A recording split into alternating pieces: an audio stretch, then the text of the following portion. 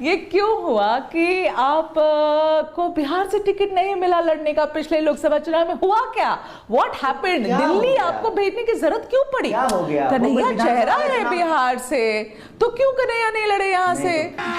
अभी मजा आएगा ना भिड़ो। फिर तो हम अपने गांव से चेहरा हैं, फिर तो मुझे मुखिया का चुनाव अरे लड़ना भाई चाहिए। साहब, बिहार से हो ना, नेता तो बने ना। दलाल दलाल ठीक है, तो हम कहते हैं मुखिया का चुनाव लड़ना सच बताओ ना, क्या हुआ था? सच बता रहे हैं। हाँ। जनरल इलेक्शन है, 545 सीट है, लोकसभा का चुनाव है। हाँ, हाँ। तो कहीं से कोई लड़ सकता कहीं से भी लड़ा दे, जहां वो कुछ बेस भी नहीं था, कन्हैया का खड़ा कर दिया कन्हैया को हारने के लिए। तो मोदी बनारस में पैदा हुए हैं। तो भाई साहब जीत तो गए ना, आप तो हार गए ना। था क्या? आप तो हार गए ना। क्या हो गया? अटल बिहारी वाजपेयी हार गए थे। ऐसे में तो इससे अच्छा होता हम संबित पात्रा से ही बहस कर लेते, जैसे आप बात कर रहे हैं। मैंने सिर्फ एक सवाल पूछा कि जय शाह यूपीएससी का एग्जाम दिया है, उसका बाप अगर गृह मंत्री नहीं होता तो उसकी क्या काबिलियत है? और अमित शाह, और उसको काटिएगा मत, अगर आपको कुछ जेल नहीं जाने का कटता डर है, नहीं हो तो कन्हैया कुछ नहीं कटता है। हाँ, बोलिए। उसका बाप अगर गृह मंत्री नहीं होता तो उसकी क्या काबिलियत है?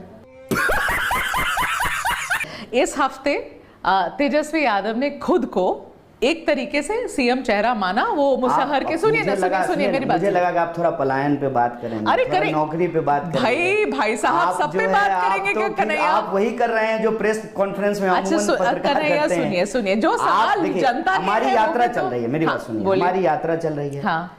मैं आपसे बात करने के लिए आया हूं कि आप हमारी यात्रा पे बात करेंगे, आप बिहार की समस्या पे बात बिहार की चीजों पे बात करेंगे, मुद्दों पे बात तो करेंगे। कन्हैया बच क्यों रहे हैं ये सवाल से? कौन होंगे, प्रधानमंत्री कौन होंगे, एमएलए कौन होगा, एमपी कौन होगा, ये तो चुनाव से तय हो जाएगा, इसमें तो कोई दो राय है नहीं। तो कन्हैया मुझे एक बात बताइए, सचिन पायलट जी से मेरा सवाल सुन लो। सचिन पायलट जी से आज प्रेस कॉन्फ्रेंस में पूछा गया कि सीएम का चेहरा कौन, तो उन्होंने बड़े क्लियरली बोल दिया कि भाई जब आएगा हमें बहुमत तब डिसाइड होगा। हम भी क्या पर आरजेडी तो आप पे हमलावर है। अभी उन्होंने बयान जारी किया है कि गठबंधन का चेहरा तेजस्वी यादव और कोई नहीं, इसमें किसी को कंफ्यूजन नहीं होना चाहिए। वो ये भी कह रहे हैं कि कोई क्या कह रहा है उससे कोई फर्क नहीं पड़ता। इतना समय बर्बाद कर रहे हैं अपना, हमारा और अपने दर्शकों का। गजब बेइज्जती है। कैसे समय बर्बाद हो रहा है? जनता को पता चलना चाहिए सीएम का चेहरा कौन है। बात कीजिए ना। हम एक मुद्दा लेकर के यात्रा करें। हाँ ठीक है, आप बता दीजिए, आप इतनी वरिष्ठ पत्रकार हैं, बिहार में बेकारी दर क्या है? देखिए अब आप, अबे जल्दी बोल, कल सुबह पनवेल निकलना है। क्या आप जब मैं सवाल कर रही हूँ, सुनिए ना, बेकारी पे बात कीजिए, गरीबी पे बात क्यों नहीं जवाब दे रहे हो? किस पे? ये सीएम का चेहरा कौन है? हमारा सवाल जो है वो सवाल पूछिए, हम उसका जवाब देंगे। सीएम कौन होगा, पीएम कौन होगा, ये तो देश की जनता तय करती है। बात तो सही है। जनता वोट देती है, जब चुनाव होगा वोट देगी, जिसको बहुमत मिलेगा वो सीएम होगा, तो आप तेजस्वी का नाम क्यों नहीं ले रहे? अलग नहीं है ना, तो वो आपके अलायंस पार्टनर है ना भाई। तो वो आपको जब बार बार कह रहे हैं कि तेजस्वी चेहरा है महागठबंधन का, तो आप जवाब क्यों नहीं देते? इसमें क्या दिक्कत है? ये कोई, इसमें तो कोई समस्या ही नहीं है ना। समस्या इस बात में है कि बिहार के शहरी क्षेत्र में 30% बेकारी है, बिहार के ग्रामीण क्षेत्र में 9% बेकारी है, बिहार घंटे बिहार की किसी महिला के साथ अपराध हो रहा है, एब्डक्शन जैसी घटनाएं हो रही हैं, ड्रग्स का प्रॉब्लम इतना बढ़ गया है, अस्पताल में लोगों को इलाज नहीं मिल रहा है। कास्ट सर्वे में निकल करके आया है कि 7% लोग भी बिहार में ग्रेजुएट नहीं है, 52% बिल्कुल समस्या है। हाँ बिल्कुल समस्या, और आपको 52% बात करिए, ऑन पेपर गरीब है। आप समझिए, मतलब हर दूसरा व्यक्ति बिहार में गरीब है। हाँ। तो ये जो इंट्रेंस्ड गरीबी है, पॉवर्टी है, वो भी मुद्दा है, पर सीएम का चेहरा भी मुद्दा है। चुप हो जा, सातवीं फेल, चुप हो जा।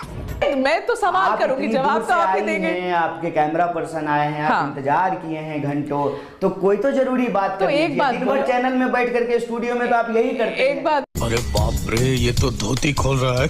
बट एक बात बोलिए, आप अपने आप को सीएम का चेहरा मानते हैं? बिल्कुल नहीं मानते। नहीं मानते हैं? तो फिर यहाँ पर आकर इतना जो मेहनत आप कर रहे हैं, आपको चाहते हैं कि बिहार के आम लोगों की जो समस्याएं हैं वो उनके अंदर ये विश्वास पैदा हो कि वो हमको सुना सकें, और हमारी कोशिश भर इतनी है कि उनकी जो समस्याएं हैं, उनकी जो बातें हैं, हक की जो उनकी मांग है, वो हम सरकार तक पहुंचा सकें। यही नहीं, अभी और सुनिए। कन्हैया, जब हमारी बस इतनी ही कोशिश आपकी जो रैली हो रही थी बेगूसराय में, वो रैली में आपके समर्थक लोगों ने तो ये नारे लगाए कि कन्हैया हमारा सीएम कैसा हो, कन्हैया जैसा हो, एक्सेट्रा एक्सेट्रा। ऐसा कोई नारा नहीं लगाया गया और इस नारे का कोई मतलब नहीं है, क्योंकि ये यात्रा सीएम बनाने की यात्रा नहीं है। ये यात्रा लोगों को नौकरी दिलाने की यात्रा है। मैं बार बार बोल रहा हूँ, मुझे लगता है कि 10 मिनट में कम से कम 20 बार मैं बोल चुका हूँ कि ये यात्रा जो है पलायन रोकने के लिए है, ये यात्रा नौकरी देने के लिए है। लेकिन पता नहीं आपकी सुई क्यों सीएम पे अटकी। कौन है ये लोग, कहाँ से आते हैं? आपने राहुल गांधी को इनवाइट किया आपके यात्रा के लिए, राहुल आए बेगूसराय? किसी को इनवाइट नहीं किया, लोग खुद आ रहे। चलो राहुल गांधी आए ना, राहुल गांधी आए, बेगूसराय आए, आपकी जगह आए। आप पिछली बार लड़े थे वहां से, पिछली बार आप लड़े थे बेगूसराय से, आपका एरिया, आपका गढ़ है। कोई मैसेजिंग हो रही थी क्या इससे? देखिए, राजद को, राज्य को, जब हम जेल में थे, हाँ, तो जेल से तो किसी को इनविटेशन नहीं भेज सकते हैं। तब राहुल जी जेएनयू गए थे, तो इनविटेशन नहीं भेजे थे। कांग्रेस पार्टी में भी नहीं थे, चुनाव भी लड़ने की संभावना नहीं थी, राजनीति में भी आने की संभावना नहीं थी। ये उस आदमी की जब रोहित वेमुला की संस्थानिक हत्या हुई, किसान के आंदोलन में भी गए थे, भट्टा पर सॉल्व भी गए थे, जब बलात्कार की घटना हुई यूपी में वहां भी गए थे। देश में कहीं कोई अन्याय होता है तो राहुल गांधी जाते हैं। कि बैसाखी के सहारे कांग्रेस यहाँ चलना चाहती है बिहार में, क्या कांग्रेस अपने दम पे खड़े होने की कोई भी कवायद करेगी यहाँ? बताता हूँ, पहले ये देखो। एक तो इस सवाल का जवाब हम आपको 2 हिस्से में देंगे। दीजिए। उससे पहले मेरा एक निवेदन है। हाँ बोलिए। देखिए, सब धन 22 पसेरी नहीं होता है, सब पत्रकार, सब धन 22 पसेरी नहीं होता है। बिहार में कहावत है, सब पत्रकार अलग होते हैं, सब गेस्ट अलग अलग होते हैं। आपकी जो भी आपका उद्देश्य हो, लेकिन हम इस संबंध में अपनी सारी स्थिति स्पष्ट कर चुके हैं। करिए। हाँ। आज इस वक्त हमारी प्राथमिकता यही है कि बिहार के आम लोगों की जो आवाज़ है, जो उनके दुख दर्द है, उसको सुना जाए। उसमें से जो प्रभावित वर्ग के लोग हैं, अगर वो लड़ना चाहते हैं, कांग्रेस पार्टी उनके लिए जनसंघर्ष का एक मंच तैयार करे। ठीक है। और उनके जो मुद्दे हैं उसको लेकर के हम सरकार को पहुंचाएं, इस उम्मीद के साथ कि सरकार उस पर कोई कार्रवाई करेगी। ठीक है। जब तक सरकार उस पर कोई कार्रवाई नहीं करेगी, हम सुनते रहेंगे और उनको सुनाते रहेंगे, और सतत प्रक्रिया, यह यात्रा इस फॉर्म में समाप्त हुई है, यह सतत प्रक्रिया चलती रहेगी, सत्याग्रह के रूप में, जनसंवाद के रूप में। बिहार के लोगों को सुनना और सरकार को सुनाना हम जारी रखेंगे। पहला हिस्सा। दूसरा हिस्सा, आपने जो कहा रोड मैप, एक तो जनसंघर्ष हमारा रोड मैप है, दूसरा रोड मैप ये है कि बिहार के अंदर हम अलायंस में चुनाव लड़ें, सरकार किसी की बने, अलग अलग पॉलिटिकल पार्टी हैं बिहार में।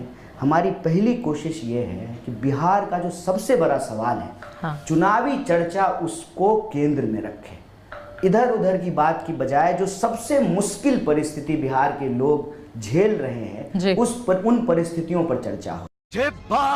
कहिए। राहुल जी कहते हैं सभी जाति के गरीब लोग, दलित, आदिवासी, पिछड़े, अति पिछड़े, किसान, मजदूर, महिलाएं और छोटे जो व्यापारी हैं, जो छोटे उद्योगपति हैं, इनको बचा करके, इनके साथ जो अन्याय हो रहा है, इस अन्याय को रोक करके ही भारत दुनिया का अग्रणी देश बन सकता है।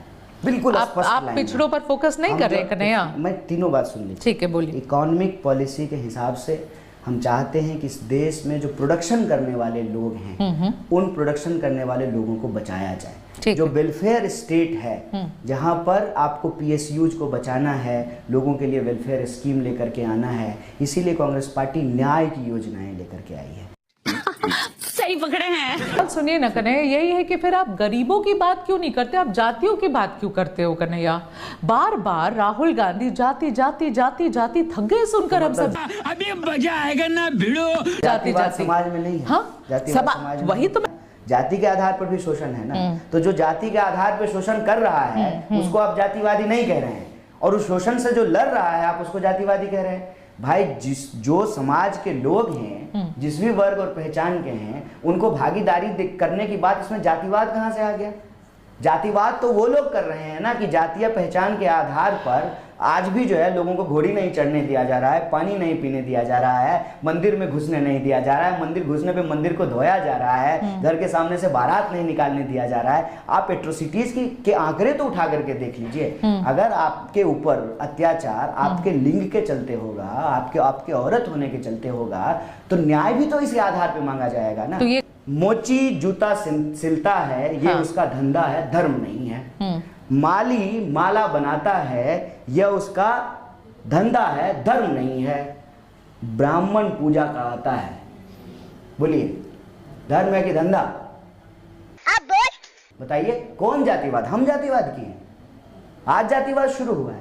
कांग्रेस पार्टी ने जातिवाद खत्म किया जब वोट बराबर किया, महिला का, पुरुष का, ब्राह्मण का, दलित का। ये जातिवाद खत्म करना होता है। राजे राजवारों का राज खत्म करना होता है कि राजा का भी वोट एक और गरीब का भी। तो अगर आप लोगों की आवाज बन रहे हैं ना कन्हैया, तो हर बार हर जगह हार क्यों जाते हैं? कहाँ हार जाते? हाँ, हर स्टेट में हार जाते हैं आप लोग। कितने साल हारे? अभी महाराष्ट्र में भी हार गए। चलिए हार जीत, बताइए। चलिए हार, हरियाणा में हार गए। अरे दिल्ली में तो आप थे भी नहीं ना। बताइए, आप कह रहे हैं लोगों की आवाज है। आप देश को आजाद हुए कितना साल हुआ? तो कन्हैया, अरे देश का सवाल आप क्या पूछना चाहते हैं आप? अभी जो राहुल गांधी के नीचे नेतृत्व में प्रॉब्लम है। साल हुआ नेतृत्व में प्रॉब्लम है। आजाद हुए कितना साल हुआ? कन्हैया, नेतृत्व में प्रॉब्लम है। देश को आजाद हुए बताइए ना, आप बताइए कितना साल हुआ? उससे आप क्या बताना चाह रहे हैं मुझे? बड़ा मेरे हारने की चिंता है तो मैं आंकड़ा दे देता हूं कि हम ज्यादा हारे हैं कि जीते हैं। अच्छा, आप पूरी कंपैरिजन करेंगे। कांग्रेस पार्टी अपने हम तो आज के दौर में जी रहे हैं ना। अरे हम भी तो आपको आज के दौर में ला रहे हैं। 400 से ज्यादा सीट जीती है आज तक दूसरी पार्टी। एक समय था रिगेन, समय फिर तो लूज कर गई। वो समय फिर वापस आएगा जब आप थोड़ा ईमानदारी से पत्रकारिता करके सच आप थोड़ा मुद्दा बोलेंगी, आपका सैलरी ना कटे, आपके घर पे ईडी ना आए, इस डर से बाहर आकर। सुनिए, ईडी और वीडियो को दूर रखिए। ईडी कहाँ किसके घर जाएगी, है ना? आपके घर पे ईडी नहीं आया, मेरे घर पे ईडी क्यों आएगी कन्हैया? मतलब कहाँ से कहाँ वो बात लेके जा रही है? सच बोलेंगे, बड़ा अजीब सी बात कर रहे हैं। समझ रहे हो? इसका जवाब पर अभी आप बोलेंगे ऐसे, आपने जो सुना आप उसके बेसिस पे बोलेंगे अदानी आएंगे और अदानी सबके ऊपर कब्जा कर लेंगे, है ना? अदानी से आपकी रिश्तेदारी है, इतना क्यों दुखी हो रहे हैं?